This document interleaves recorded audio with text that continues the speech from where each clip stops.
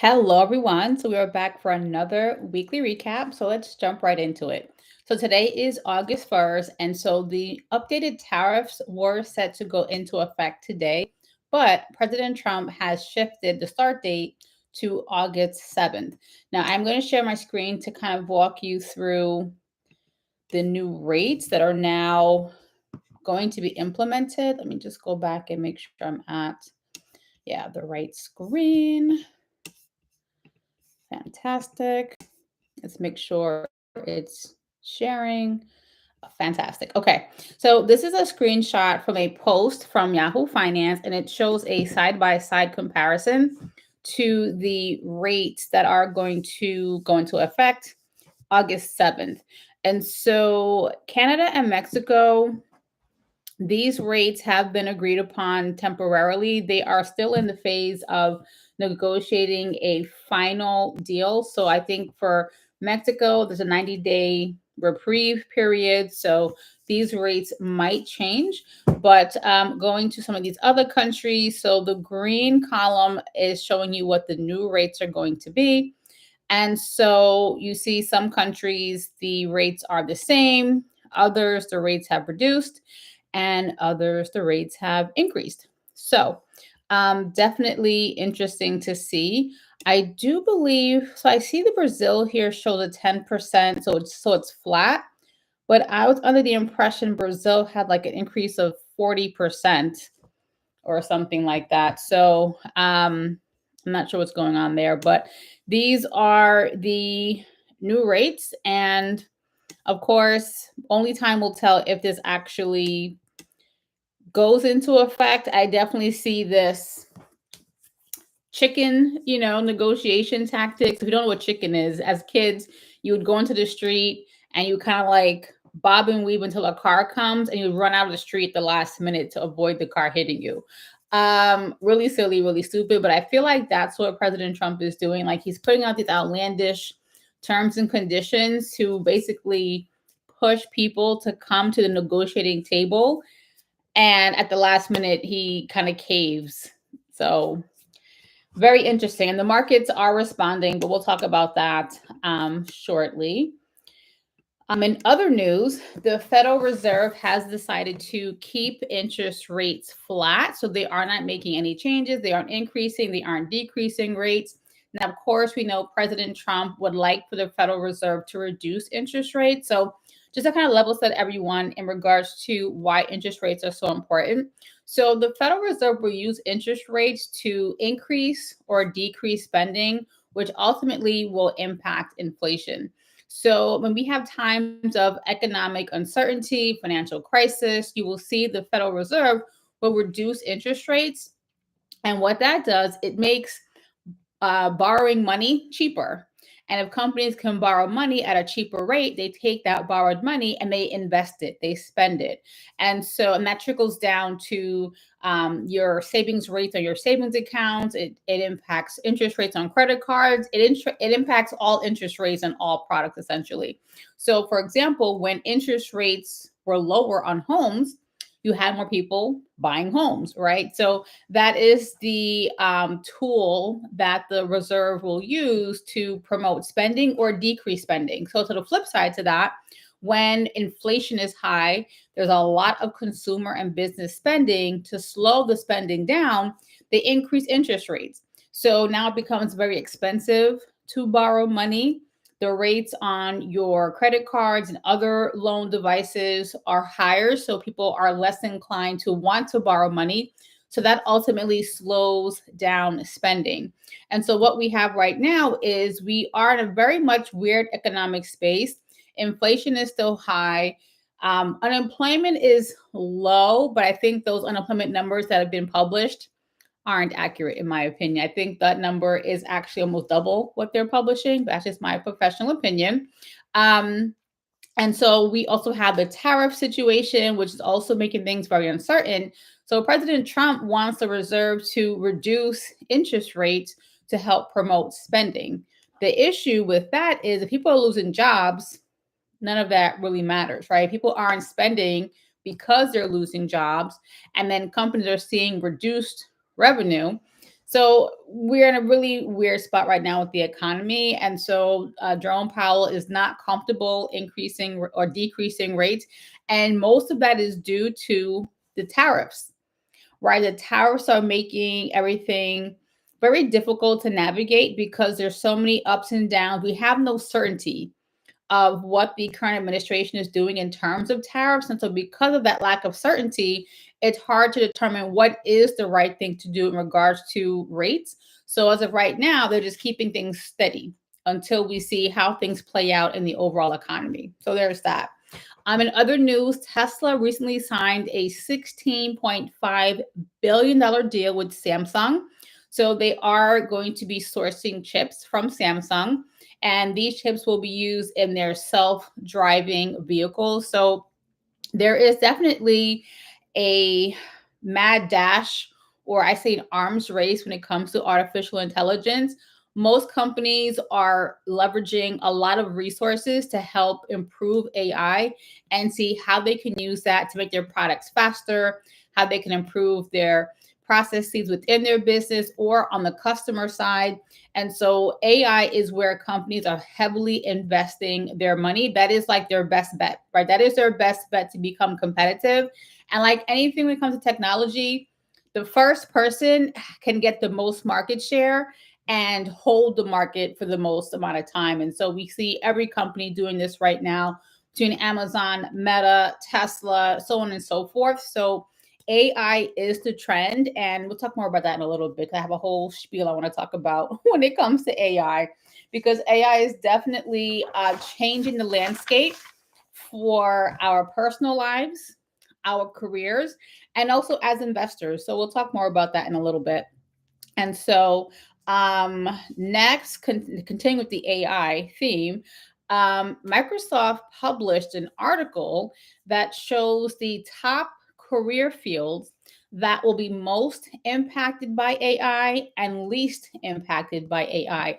And it was a very interesting list. So I did post a reel on Instagram and a short here on YouTube where I did talk about that, but I want to pull up some of the data here and just talk about it briefly. Or maybe I can find the article and share it here on my screen. Hold on.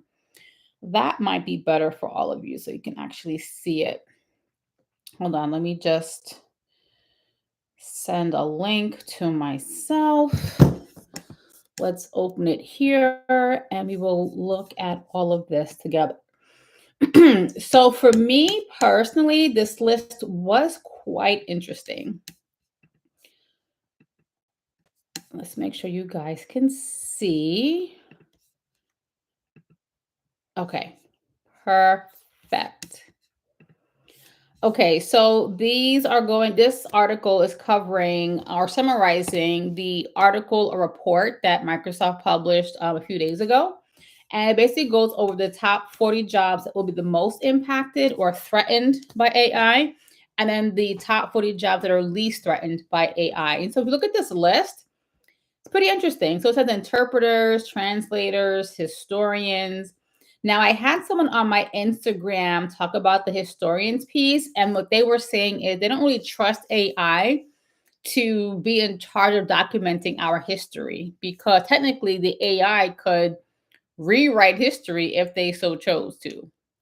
Very interesting thought, and something definitely that definitely we all should think about. So next it says passenger attendant. So when I first saw this, I thought it meant flight attendants, but that's not what this was referencing. So passenger attendants are people who help you on public transportation. So train attendants, bus attendants, when you go to a amusement park, right? Those kind of attendants. So that's what they're referring to here. And I could totally see that being replaced by robots, right?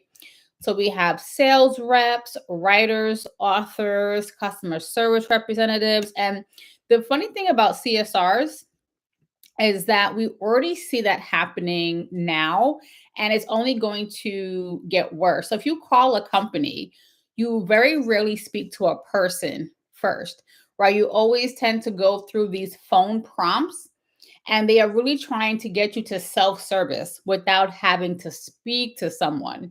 If you guys haven't noticed that, right? Or if you log into a company's website, you'll have, right, not only just the FAQs, there'll be like a little chat bot that'll pop up, and they are prompting you to ask the chatbot questions, and you kind of navigate through that.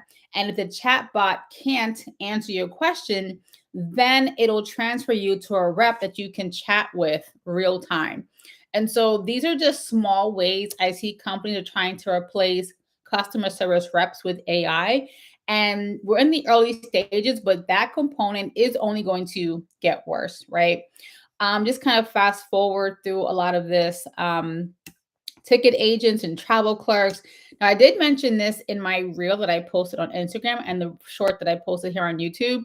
So when I think of ticket agents, I also thought about toll booth operators. So if you live in the tri-state area, you go through, right, those tolls on bridges and tunnels and things like that. Back in the day, and I'm not that old, but I have to say back in the day, at this point, you would have like 10 to 12 toll booth operators, right? You would have a physical person in the toll booth, and you would pay them and they would give you change, right? Then fast forward, we had Easy Pass. So you might have had like a 50-50 split. You might have like 6 to 8 toll booth operators, and then, 6 to 8 lanes that were just Easy Pass only. So you would just have your Easy Pass, you go through the toll, the bar raises up, it goes down. You're not talking to a real life person. Fast forward to present day, there's like almost no toll booth operators. You might have one, maybe two if you're lucky. Outside of that, you have like the Easy Pass fast lane or express lane, I think they call it. And then you have the traditional tolls, but that's all Easy Pass. So, and that all happened within a very short period of time, And so when I think of ticket agents, I think about toll booth operators and that how that changed so quickly. I could see this happening as well, especially at like airports, movie theaters. And then all that's doing is replacing physical people who are doing those jobs present day. Um, Moving down the list. So this one, number 20, host and hostesses. So this kind of alludes to, you would go to your favorite restaurant and you would come across like an AI machine or a robot that would greet you instead of an actual real life person. Something that I could totally see that happening in the foreseeable future. And we see restaurants are already doing that, right? So for many restaurants, they have a lot more self-service stations. So if you go to Shake Shack, for example, you really can't go to the register to pay, right? They have those kiosks in the front.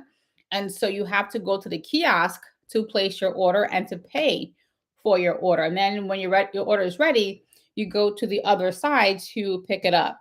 I recall when my husband and I went to France, I think like 2 years ago, and we were at McDonald's at CDG Airport. There were no people, like there were no cashiers. Your only option was to go to this really big kiosk to place your order and also to make your payment. So this is definitely the trend that we are seeing. And so we will see a lot of jobs displaced. But to the flip side, there will be more jobs created as well. It's just a different skill set at this point. So fast forwarding to the jobs that are least threatened by AI. So these are definitely more blue collar jobs, in-person jobs, physical labor, I would say. So you have phlebotomists, nursing assistants, embalmers that work at funeral homes, right?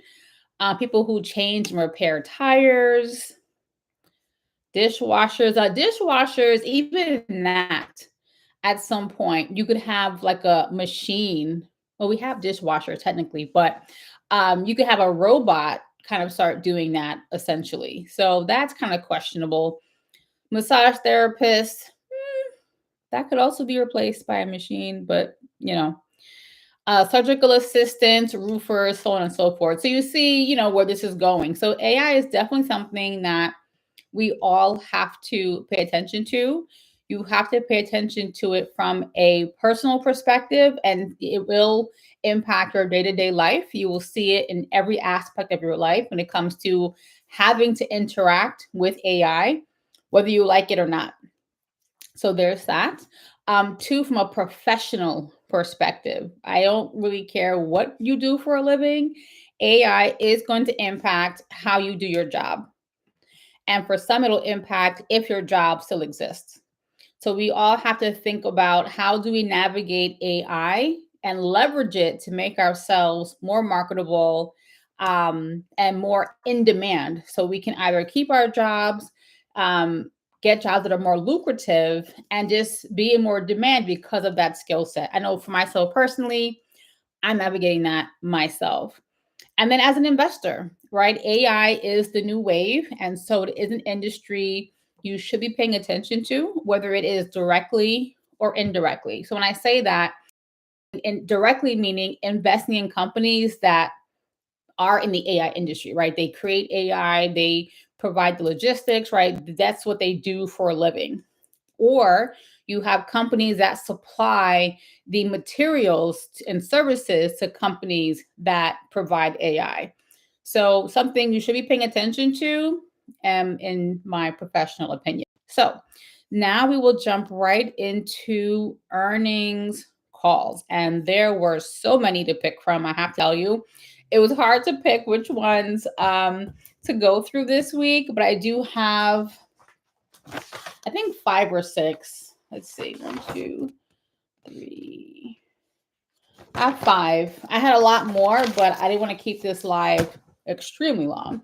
So, jumping right into it, we will start off with JetBlue. So, they did publish their Q2 earnings. Let me go ahead and share my screen. Just going to fast forward all the way down to their P&L. So for JetBlue, it definitely was a bleak earnings call. Of course, when it comes to earnings calls, when the financial results aren't good, they then try to have a positive spin on the narrative of the go forward, right? I can't fix or change what happened now, and this is crap. But look over here. The future is bright and sunny and rainbows, and you guys should focus on this part, not what's going on over here. And so, if we look here, revenue is, so this is 2025 Q2, and this is Q2 2024. So as you can see, there is a decrease of 3%. And then if we fast forward to net income, they're at a net loss in Q2. And so, yeah, I don't know what that is. Okay. Net loss for Q2. So definitely not what investors want to see. Now, of course, again, the financials don't look good, but what they are saying for the go forward, and the second half, let me take a step back. So one, they did say that for Q2 and also for the first half, they did have an improvement in their on-time flight departures and arrivals. So of course, for any airline, that's always a plus. They also implemented or have been implementing cost-saving initiatives, and with that initiative, they have saved $25 million to date. And they also did discuss that they are focusing on leveraging AI to streamline processes, reduce expenses, and improve the customer experience. So you will see in today's live, AI is definitely the common thread in most of what these companies are focused on. So there's that. And last but not least, they also did touch upon their new partnership up and coming with United Airlines. It's called Blue Sky. And so with this partnership, essentially, if you are a JetBlue customer, you will be able to book a JetBlue flight if you are using United's app or website, and vice versa. You also will be able to use your points. So for example, you can use your JetBlue points when booking flights with United, and also vice versa.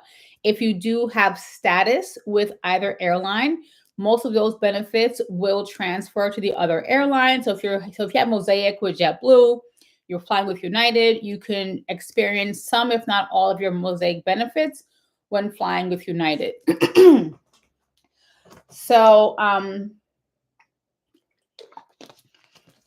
think it will be a TBD obviously, to see how this partnership works and if it is going to be beneficial for both parties. We do know that JetBlue previously had a partnership with American Airlines, and that ended up being like disastrous. It wasn't good from a customer experience whatsoever. So I think most JetBlue customers were happy when that partnership ended. So hopefully, this one with United will go a lot better. Plus, they've already done a partnership. They know what went well. They know what didn't go so well. So hopefully, coming into this partnership, they will have less kinks to work out essentially. Now, in my opinion, again, just totally my opinion, if this partnership goes well, I could totally see United acquiring JetBlue, right? So they, with this partnership, they have to incorporate their systems, they have to find synergies. So if that blends well and it ends up being relatively profitable for United, I could totally see an acquisition coming down the pipeline. And truthfully, that might be what JetBlue needs to turn things around. So I'm going to go ahead and share my screen. We'll look at JetBlue's stock price. And if you're not following JetBlue stock price, you might be at how low it is.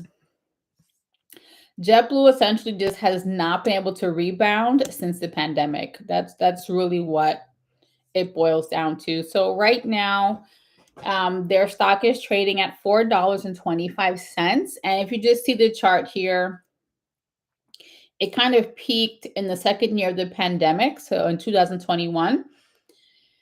And then after that, it's been like a downward spiral since then. It's a far cry from the peak of $20.69. And you know, they have not been profitable for quite some time as well. So JetBlue definitely needs a Hail Mary to turn things around. And so hopefully this partnership with United Airlines will be part of that.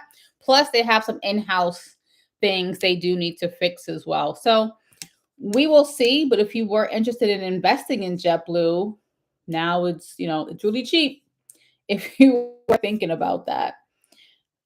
So moving on, we have CBS. So CBS also had their earnings call yesterday, July 31st. Oh, wait, let me fix this.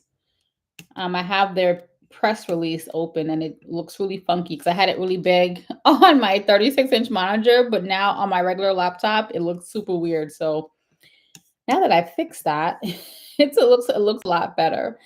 I'm gonna just scroll down to their P&L. To level set everyone, this is their Q2 earnings. This is Q2 of 2025, Q2 of last year. So if we look year over year, revenue is up 8.4%. So that, of course, is fantastic. Their net income, though, is down 42%. Now, a big component to that, or contributing factor to that, I should say, is expenses they had to incur due to previous litigations and expenses they had to incur. They were very vague in regards to what those litigations were, and I didn't get a chance to do my research on it. So I'm sure it's, you know, settlements of lawsuits that have been filed, etc. So that is what is the most contributing factor to this decline in net income. Excuse me. And also, they had an increase in interest expense. So they have debt, and that has obviously will reduce their profitability. So that is definitely contributing to that. They also have purchased or acquired a lot of prescription files from Rite Aid. So they have purchased prescription files from Rite Aids across 15 countries. So that also is contributing to their increased expenses for Q2. And yeah, they really are also focusing on AI. They actually did speak about committing $20 billion over the next 10 years in AI and just other tools to help improve the customer experience and also the ability of doctors to do business with CVS. So the pharmacy space has been struggling for a while, as we've seen right? Rite Aid basically out of business. Walgreens, they're being acquired by private equity to stay alive. So it's a very tough industry right now. And a lot of that is due to stiffer competition. You have larger big box retailers that are also entering the pharmaceutical space, and they're just competing at price points and these other companies just can't compete at. So you have like Target, Amazon, and other online retailers. So it's making it tough for these legacy pharmacies to really compete and stay afloat. Now, what's setting CVS apart from its competitors is CVS is also in the health insurance space, right? So they acquired Aetna. Oh, I forget how long, it was quite some time ago, but they've acquired Aetna. So that has helped them stay afloat, and that is becoming their biggest moneymaker. So let's go ahead and look at CVS's stock price.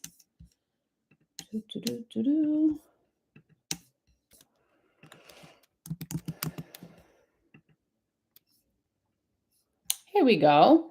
So CVS is currently trading at $62.47. If you look at the last 5 years, they definitely had their peak during COVID. And it's been a bit of a struggle, but at the end of 2020, well, mid 2025, things are starting to rebound. And so I think for them, they will continue to leverage focusing on healthcare services and health insurance to help keep the business afloat and just to improve their top line numbers. So one thing I do like to show whenever we have these conversations is to show you how these earnings calls impacts the stock price. So as you see here, their call was on July 31st and it had great results. So the stock price shot right up. Now, since then, it has declined a tad, but this right here shows me that Wall Street did respond positively to their earnings call. They do have confidence in CVS, so this is a good thing to see for CVS. Versus JetBlue, and we didn't go through that a second ago, but we'll do it now quickly. If we look at JetBlue, their earnings call was on July 29th. So if you see here, July 29th, the stock price shot up. It increased a smidge. And the chart looks extra sharp because the dollar amount is so small, is so low. But then now the stock price is down. Now it's way down. So this kind of shows that Wall Street isn't super confident in JetBlue, but I do think the partnership with United Airlines is what's kind of keeping the stock price stable, in my professional opinion. Okay, yep, so that's that. And now moving on, we are going to focus on Microsoft. Now, I really was trying to not be so tech focused on today's call, but a lot of the top companies had their earnings calls this week. And so it's like, how do I ignore that? Right. So it's just one of those things. But normally I do try to cover a diversified list of companies. We're not focused on any one industry, but this week I couldn't help it. I really couldn't. So, and I didn't want to cover like 10, 15 companies, right? So I had to like pick and choose my battles here.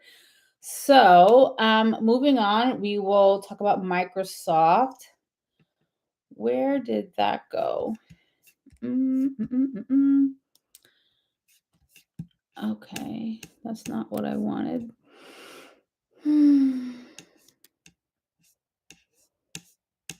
Oh, here it is. Oh my goodness.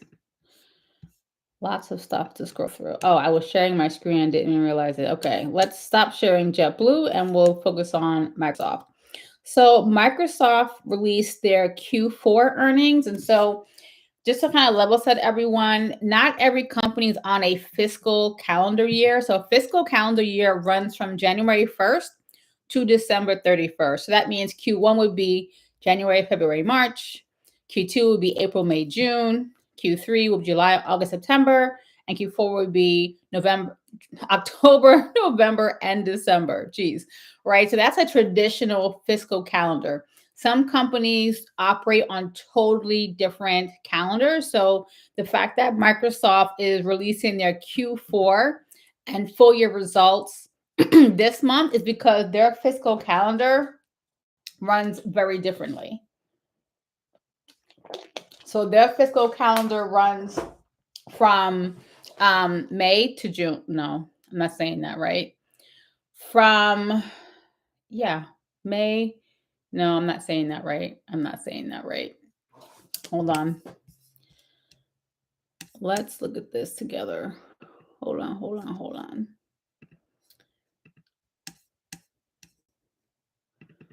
Let's see. Right? So their Q4 is June, April, May, June. So hold on. I need to level set myself right now. Oh my goodness. So April, May, June is Q4. So that means January, February, March is Q3. Oh, so yeah, July to June. My goodness. So their fiscal year runs from July 1 to June 30. I don't know why I had like a brain freeze on that. My goodness, so embarrassing. Anyway, so that's why they did release their Q4 earnings, in case you were wondering. So with that being said, their Q4 revenue was up 18%. So this is their Q4 of 2025, and this is their Q4 of 2024. And right here we have total revenue. So this is an increase of 18%. And then if we look at net income is up 24%. Now, one of my pet peeves coming from corporate finance is, why don't they have the variance columns here to the right? In every financial report, you always have variance columns. You have a column for dollar variance and a column for percentage variance. Why is it not here in this form? I don't know, but it's very much a pet peeve of mine. But anyway, moving on. So in this section here, it's giving a year over year comparison. And so if we look here, revenue of full year of 25 and full year revenue of 24, it's an increase of 15%. And then if we scroll down here, net income is also looking good. Their net income is up 16% year over year. So definitely great financial results for Microsoft. Now, for Microsoft, they definitely are also focused on AI. They also are trying to brace themselves and prepare for the economic headwinds of tariffs. And so this is kind of what's keeping their full year guidance down a bit, since there is so much uncertainty when it comes to imports and exports.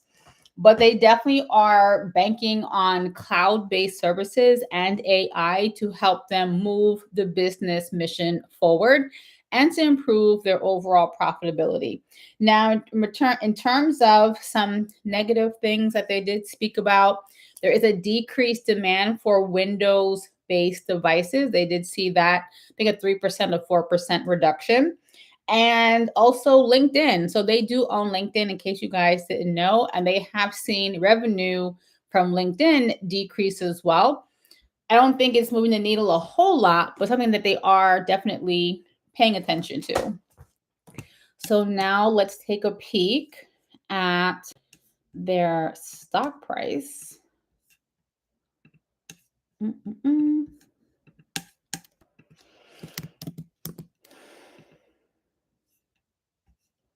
So stock price is $524 per share. And they did have their earnings call on July 30th. And as you can see, Wall Street loved it. And you see this sharp increase in the stock price. And of course, once it's a pop, it does come down slightly, but it's still up versus the stock price prior to the earnings call. So that is a fantastic sign. Now, with Microsoft and other companies that show these great financial results, I think people tend to be very what's the right word to use? Disgruntled, I would say, because of the thousands and thousands of people they have laid off.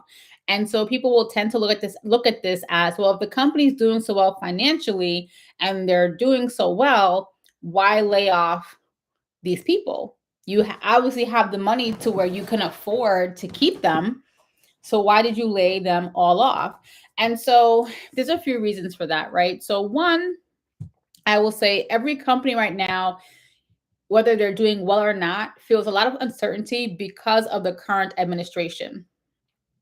And because things are so uncertain and so volatile, many of them are like planning and preparing for the worst, but hoping for the best. There's that. The second component to that is the reason why they can be so profitable is because they laid these people off. And as someone who has done that for a living, where I had to be the person to look at lists of people and calculate how much cost savings we would have because we laid off these people and the packages we're giving them, like I did that for a living. Right? So because of that, they're able to improve the bottom line, unfortunately, right? And then the third component to that is AI. Many companies have been very vocal about how they are using or leveraging AI to move the business forward to help them take care of tasks that they normally would hire people for. Not sure, we might have talked about this a few weeks ago, but a lot of entry level positions are being replaced by AI. So, of course, that is detrimental to the new college grads who are now looking to join the workforce and they can't even get a job because many of those roles and responsibilities are now being done by AI.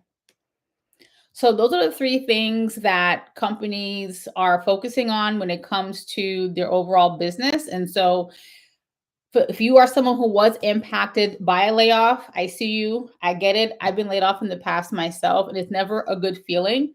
But just know it's never personal. It's literally business. You are just, unfortunately, a name on a spreadsheet and a number. That's it. You literally will have the person's name, their title, where they're located, salary, benefits, and then there's a grand total number of how much your total compensation is. And then it becomes, well, how do I get to this number in terms of cost savings? So they don't care if you just had a baby. They don't care if you have a kid going to college.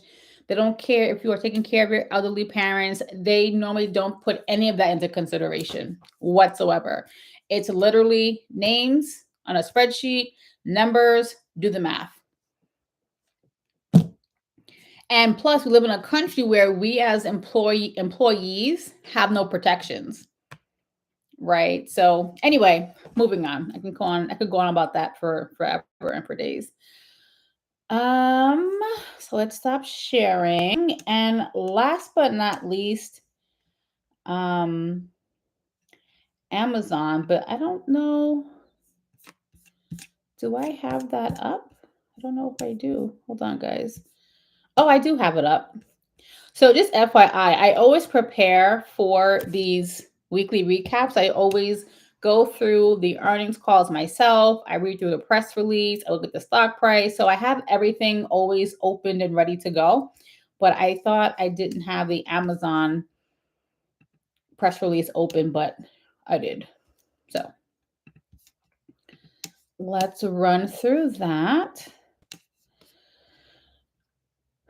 Oh, that's too small. too small. So their P&L is all the way down here. No, that's cash flows. Yes, here we go. Okay. So they did have, so this is their Q2 results, just FYI. And so in regards to revenue is up 13%. So this is 2024 revenue results, and this is current year results. And then if we see here, there's an increase year over year, again, of 13%. And then if we scroll down, we see net income is also up, and net income is up 34%. So Amazon, just as with Microsoft, they too are relying heavily on AI to essentially eliminate jobs.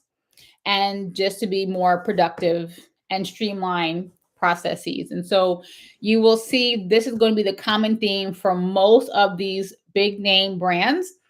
It's going to be AI, AI, AI. And so whether you like it or not, again, it may change how you do your job. It may ultimately eliminate your job as well. So we all have to get very creative in how we navigate AI in our careers and also our investments. So let's take a peek at the stock price.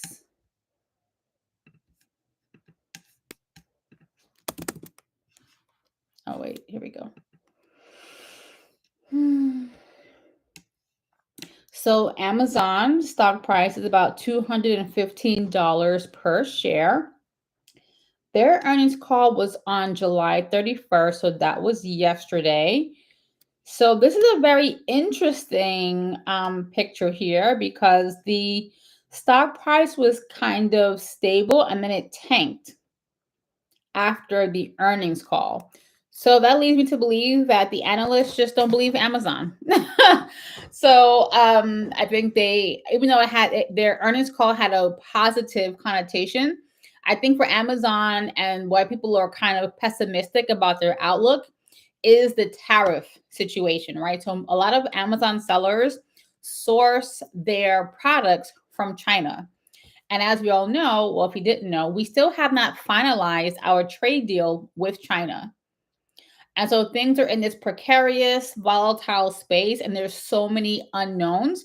So, in my opinion, or my professional opinion, I think that is why the analysts and Wall Street in general have this negative outlook on the Amazon stock. So, it isn't anything that they are doing specifically. It's really more so their industry and the economic headwinds that we are all dealing with right now. So, just something to be mindful of. And I did notice that, or I did see an article where they're showing that Amazon, backtrack. So Amazon mentioned they were going to try and keep prices steady, even with the whole tariff situation, but that cat's out the bag at this point. Prices of goods are already increasing, some of them 10, 15, 20%. And also, if you've noticed, if you shop with Amazon, you notice that shipping and shipping times are really wonky, right? So where I live, normally I have lots of options when it comes to 1 and 2 day shipping. Now I'm noticing that there are fewer and fewer items that offer prime shipping. So it's either I have to pay for the shipping or I have to wait longer to get the free shipping. And I don't like that. But I know the reason for it essentially. So yeah, Amazon has a rough road ahead. So we will of course see how that plays out. But yeah, this is where they are right now, and it's at a low price if you guys were looking to invest. So, and that is it for tonight stream. Thank you so much for tuning in. If you are watching the replay, let me know in the comment section down below. If you are not already subscribed to the channel, feel free to subscribe, and I will see you guys in the next one. Take care.